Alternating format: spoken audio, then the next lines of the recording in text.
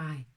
So we've been working with opposites in our meditation this week, and I really wanted to let you kind of give you a little bit more information about what it is that we're working with and why it is that we're working with opposites and what the kind of benefit of that is.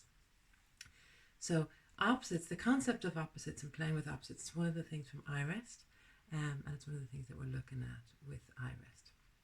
So what I've been inviting you to do is to feel one hand and then feel the other hand and then feel both.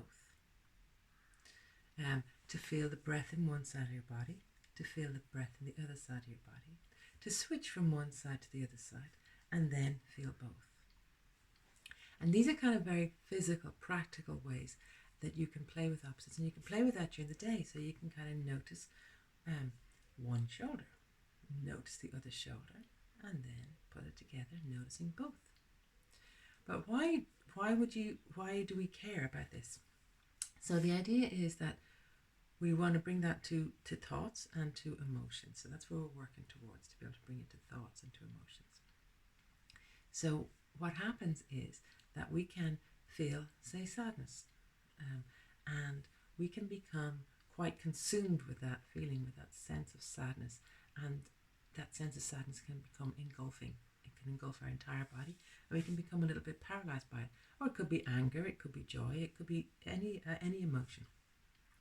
But what typically will happen with us as humans, how we've been kind of trained to be, is that we find an emotion and we hook onto it. And particularly if it's a bit negative and we have an opinion about it and that we shouldn't have it, or that we get into a story about it, and we become completely consumed by that emotion. And then it becomes hard to allow us to let it pass. And ultimately, that's what it is most beneficial for us. Emotions are really, really, really important. They're feedback. They tell us what's going on. So if someone treats us badly and we feel anger, well, that's appropriate. It's not appropriate that we box the head off them, but it's appropriate that we have this like, my body's telling me this is not okay.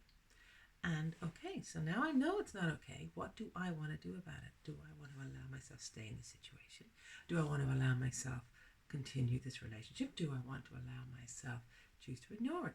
Choose to not act and remove myself from the situation, or whatever. Like, is this an underlying thing? Have they actually reminded me of a pain and a hurt that happened to me years ago when I was growing up? And do I want to deal with this or not? All choices. Nothing's right, nothing's wrong. It's just information and just choices. But our difficulty is if we get stuck, we don't have the freedom to make these choices. So what we're looking at with this idea of opposites is that at the exact same time as you're feeling this anger, this hurt, this sadness, this joy, there's other things that are going on too. And what we're looking to do is to train ourselves so that we can be with the sadness, the anger, the hurt. Be with it, not ignore it. Definitely not have this like, oh, let's pretend everything's okay and suppress it. And also, definitely not, let's act in it and be in it and become consumed by it, and let's act out of it and beat the head off your man. For all those English people, that was beat the head off the man. Beat the head off him.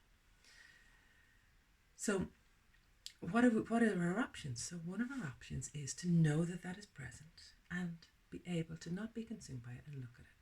And one of the ways we can do that is by playing with this idea of opposites. So we find something.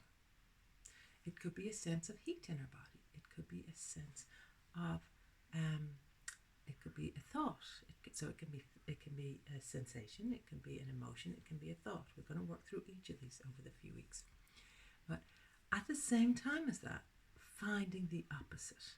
Now, that's where the challenge comes in the beginning. And that's why I start in the physical body. Find your right hand, find your left hand, find both of them, because it can be really difficult if you're in story about being sad to also at the exact same time come from that and go into story about being happy.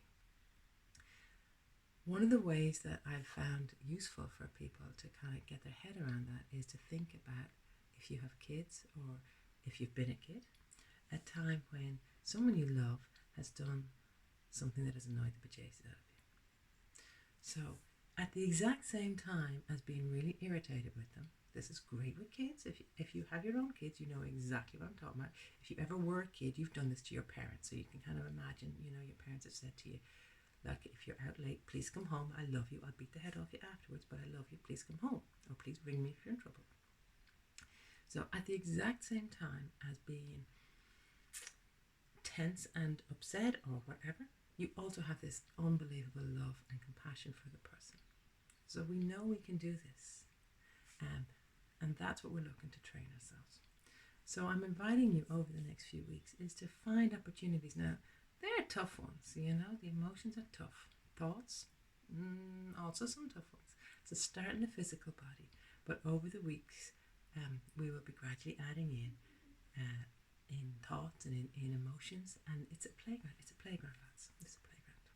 So anyway, I just wanted to give you that background because in the 15 minutes in the morning, it's not really got the time to be telling you all about where we're going and why we're doing it.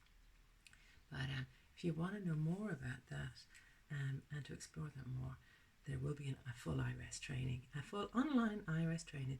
So if something's interesting you, then you can look at that. But meanwhile, we're going to be working with this idea of opposites. So bear with me, I'm not nuts. Look forward to seeing you in the morning.